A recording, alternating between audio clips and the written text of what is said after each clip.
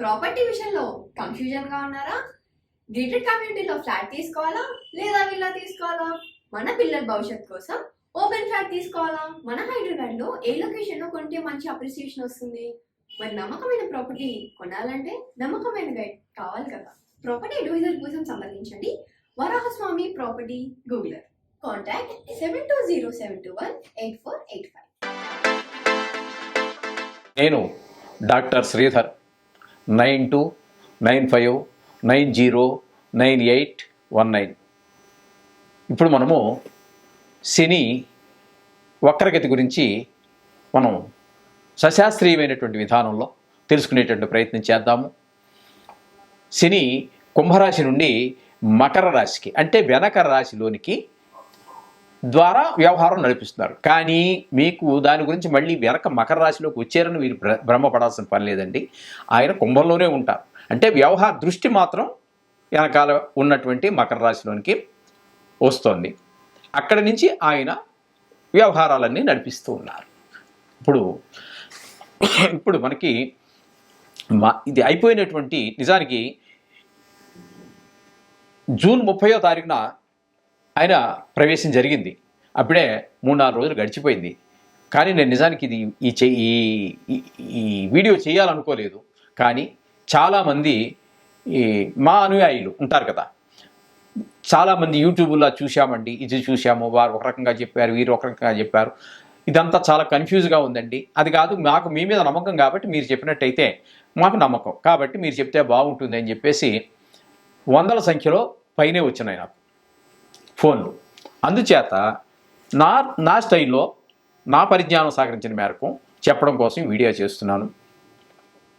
అయితే ఇక్కడ 30వ తారీఖున జూన్ 30 నుండి ప్రారంభం చేశారు వక్రంలోకి, అంటే మకరంలో నుంచి చేయడం ప్రారంభం చేశారు. ఆయన June, July, August, September, October, November నెలలో 15వ తారీఖు వరకు మకరం నుండే అంటే వక్రగతిలో నుండి ఆయన వ్యవహారం అంతా నడిపిస్తూ ఉంటారు.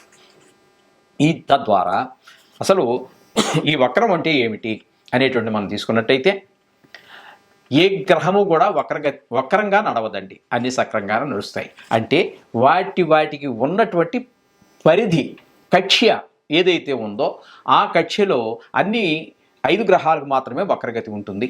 అవి ఈ కుజ, బుధ, గురు, శుక్ర, శని 5 గ్రహాలకే. రాహుకేతువులు ఛాయాగ్రహాలు.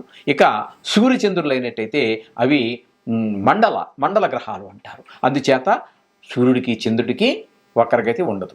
రాహుకేతువులు ఛాయాగ్రహాలు కాబట్టి వాటికి వక్రగతి ఉండదు. ఉన్నటువంటివన్నీ కూడా ఈ తారాగ్రహాలకు మాత్రమే, అంటే తారాగ్రహాలు చెప్పుకున్నాం కదండి. ఇప్పుడు కుజ, బుధ, గురు, శుక్ర, శని ఈ 5 గ్రహాలకు మాత్రమే వక్రగతి ఉంటూ ఉంటుంది. అయితే వీటి యొక్క కక్ష్య అంటే ఓర్బిట్, మనం ఇంగ్లీష్లో చెప్పుకోవాలంటే ఓర్బిట్ అంటాము. దీని ఈ కక్ష్యలో పరిభ్రమించేటప్పుడు అది ఏమవుతుందంటే వేరు సైజుల్లో ఉంటాయి అవి. అంచేత ఈ చిన్న ఓర్బిట్లో అదే చిన్న కక్ష్యలో తిరిగేటటువంటిది చాలా స్పీడ్గా తిరుగుతుంటుంది.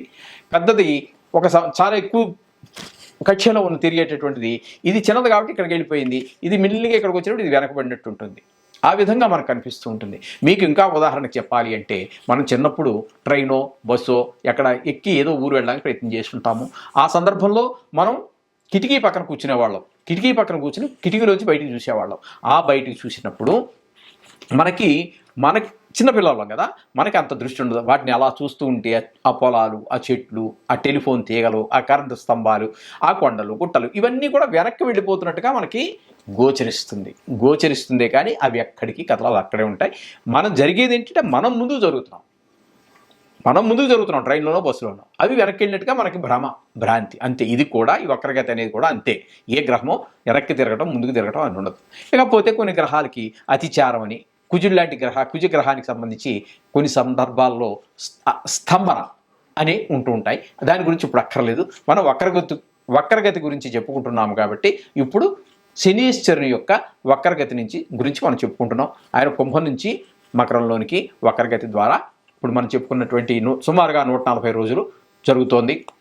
ఈ 140 రోజుల్లో ఏ రాసుల వాళ్ళకి ఏ ఫలితాలు ఇస్తాడు అనేటటువంటిది మనం తెలుసుకునేటువంటి ప్రయత్నం చేద్దాం. ఇప్పుడు నిజానికి మొన్నటి వరకు జన్మంలో అంటే కుంభరాశిలో జన్మంగా ఉండేది, అక్కడ శుభ ఫలితాలను ఇవ్వజాలడు.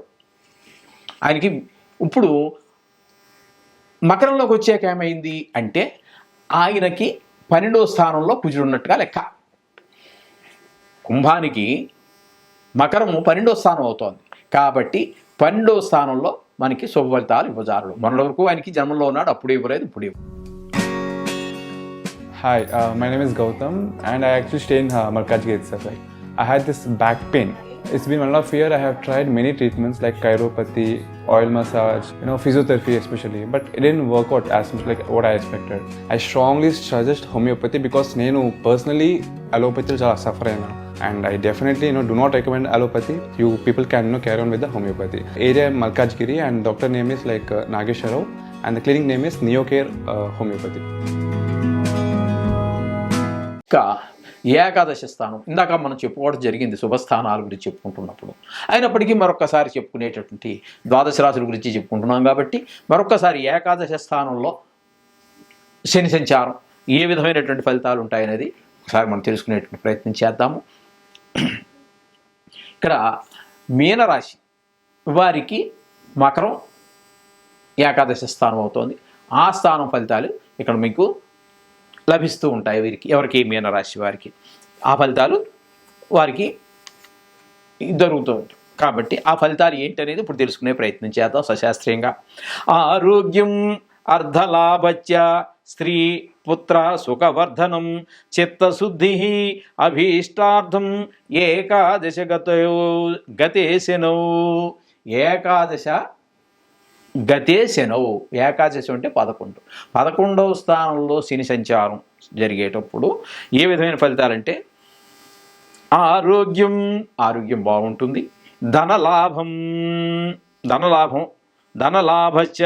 అంటే ధనలాభం, సంతాన ప్రాప్తి. ఎవరైనా కొత్తగా పెళ్ళైనటువంటి వాళ్ళు ఉంటారు కదండి, వాళ్ళకి సంతానం కలిగేటువంటి అవకాశం, సంతోషం, ప్రయత్న కార్యాలు. మీరు ఏ పని మొదలెట్టినా కూడా ఈయన ఏ విధంగా అడ్డు తగలడు కదా మిమ్మల్ని ప్రోత్సహిస్తూ ఉంటాడు.